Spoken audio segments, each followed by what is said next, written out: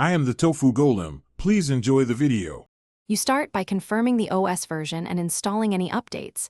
This prevents layout conflicts. Once updated, make a quick backup of current control center settings so you can revert if needed. Then, decide which modules you use daily, shortcuts, media, brightness, and remove clutter immediately.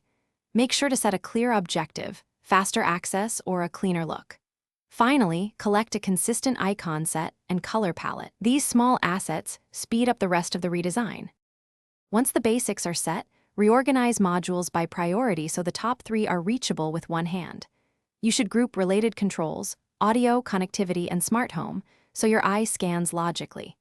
Next, refine spacing and size, increase touch targets for frequent toggles, and reduce visual noise by removing redundant controls. Make sure to apply the same icon style and accents for cohesion. Finally, test gesture and animation settings. Slowing animations can look sophisticated, but too slow hurts responsiveness. You finish by polishing contrast, translucency, and the unified color accent so controls pop without clashing. Then, run real-world tests. Answer a call, control media, and use quick replies to confirm everything behaves as expected.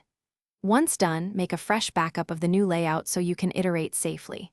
If something breaks or controls become unresponsive, reset the control center layout first. If that fails, restore your earlier backup or restart the device to clear transient glitches. Thanks for watching. Consider subscribing if we helped you today.